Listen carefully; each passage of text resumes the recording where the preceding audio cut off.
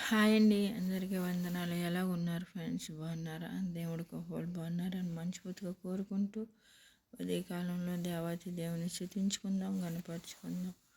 అలాగే మరి అందరూ వెళ్ళే పైన చూసుకుంటారండి అన్న మీకోసం మీ ఫ్యామిలీ ఎదురు చూస్తూ ఉంటుంది. నీ కూతురు, నీ భార్య, లేదంటే నీ తల్లి, నీ తండ్రి ప్రేమగా ఎదురు చూస్తారు. మిస్ అవ్వచ్చు. మరీ ముఖ్యంగా ప్రేమగా ఎక్కువగా ఏదో వ్యక్తి అందులో బాగా ప్రేమగా చూస్తారు. అందరూ ఆహారం తీసుకోండి. ఎందుకు ఖాళీ మాటలు అనుకుంటున్నారా అనుకోకండి. ఒక మాట చాలా విలువైంది.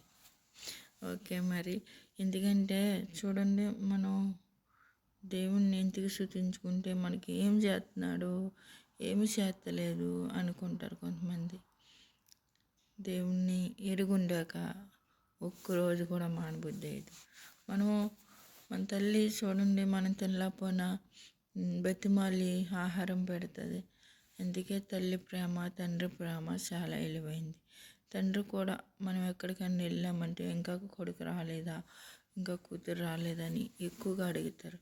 ఎంతో విలువైన ఈ తల్లి తండ్రి ప్రేమ అంత బాగా మనం గతకాలం అంతా మనం చూస్తాం. ఎందుకంటే ఇవరకు అన్నీ మనం చూసిన కళ్ళే కదా.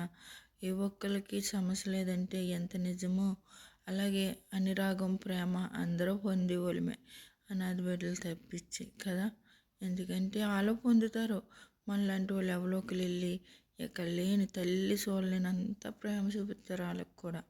ప్రతి మనిషికి దేవుడు ఈ భూమి మీద పుట్టే ప్రతి వస్తువుకి ప్రతి దానికి ఒక విలువ ఉంది. అంతే, మనం ఒక వస్తువు కొనుక్కుంటే ఒక్కొక్కటి చిన్న తక్కువ రేట్లో ఉంటుంది, ఒక్కొక్కటి ఎక్కువ రేట్లో ఉంటుంది. అలాగా ఎంత రేట్ అయినా కొనుక్కుంటాం, మానం తింటాం. అలాంటినప్పుడు దేవుడిని ఎందుకు స్తుతించుకోము? ఒక నమ్మకం ఉంటే స్తుతించుకోగలదు.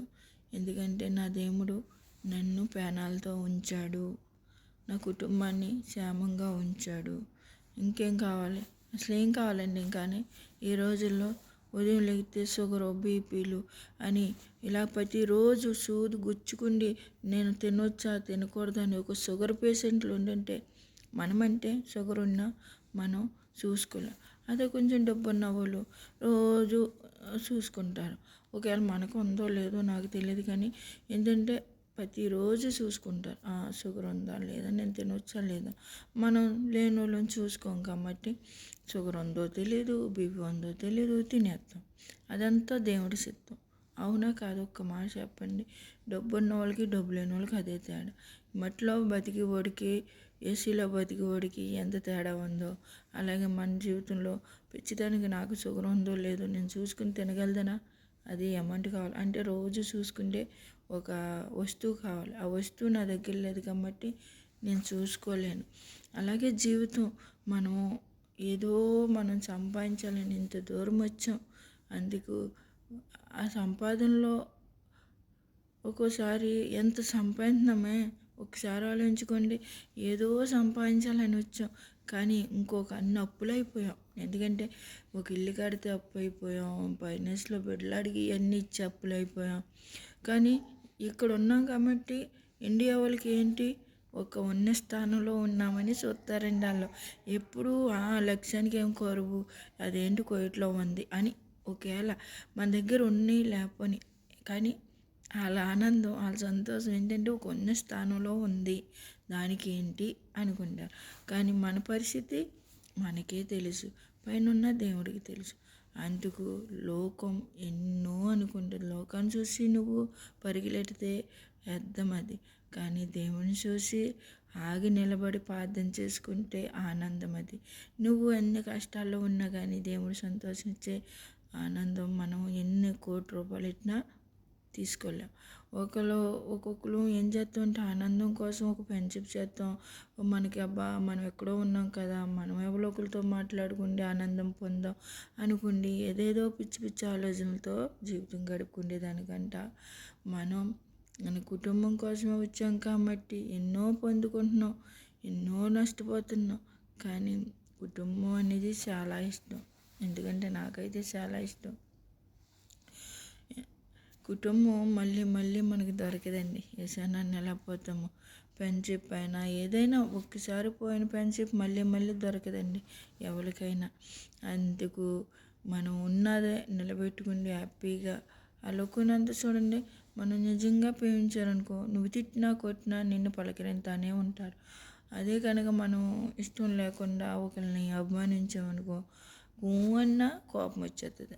ఎందుకులే దూరం పెట్టేది. వాళ్ళకి అవసరం ఉంటేనే మనం ఫ్రెండ్షిప్, వాళ్ళకి అవసరం లేకపోతే నీతో ఎస్ట్ అనుకుంటారు. అదే దేవుడు అనుకో అలాగనుకోడు కదా. నువ్వు నష్టపోయినా బాగుపడినా సంతోషంగా ఉన్నా ఏదైనా సరే నిన్ను అక్కని చేసుకుంది. పడిపోతే మళ్ళీ లెగదీద్దామని చూసేవాడే దేవుడు తల్లిదండ్రులు. అంటే బిడ్డ పడిపోతే లెగదీస్తారు, తిని బాబు అంటారు. ఈ అమ్మాయి కాకపోతే ఇంకొక అమ్మాయిని ప్రేమింది కానీ నీకేంట్రా నీ ఇంద్రభోహంలోగా పొగడతారు. ఎందుకంటే నీకేం తక్కువ బాబు అని ఎంచక్క అందంగా బిడ్డని ఓదార్తారు. మంచి తల్లిదండ్రులు అయితే బాధపడకరా, ఇది నష్టపోయినా ఇంకోటి సంపాదించుకుంటాం, ఇది పోయినా ఇంకోటి సంపాదించుకుంటాం అని మనం చెప్తాం బిడ్డలకి. ఒక్క చిన్న జాబ్ కొడుకు వచ్చిందనుకో, ఒకవేళ మా ఆయన ఎగ్గాడు ఒక చిన్న జాబ్ చేస్తున్నాడు, నాకు ఈ పని నచ్చలేదమ్మా అంటాడు అనుకో, నేనేమంటాను, అందాక సీరా తర్వాత నెక్స్ట్ దేవుడు నీకు మంచి పని ఇస్తాడు అని నేను చెప్పుకొస్తాను. నువ్వు ఇలాగే చెప్పుకొస్తావు ఎప్పుడు చూడు అంటాడు. అలాగే బిడ్డలకి ఇంకొక ఆనందం దొరుకుతుందని మనం దీవితే కంపల్సరిగా దొరుకుతుంది. తల్లి దీవెన చాలా మంచిది, దేవుడి దీవెన ఇంకా మంచిది. మీ బిడ్డలని ఎప్పుడు ఒరే నువ్వు వింటారా అంటే నీ దీవెనలే తనకి దీవెనకరం. నువ్వు ఎప్పుడు కూడా నా బిడ్డ ఇంతే అని అనుకోకండి. నీ బిడ్డ ఉన్న స్థానంలోకి వస్తాడు అనుకోండి. ఎందుకంటే నీ బిడ్డ నీ దీవెనలతో దేవుడి దీవెనలతో ఉన్న స్థానంలోకి వస్తాడు ఎప్పటికైనా. అలా తిరుగుతాడు కొన్ని రోజులు, కానీ దేవుడు నడిపిస్తాడు ఎప్పుడో మంచి రోజుల్లో. నమ్మండి, తల్లి దీవెన దేవుడితో సమానం. మీరు దీవింటున్నారా మీ బిడ్డల్ని?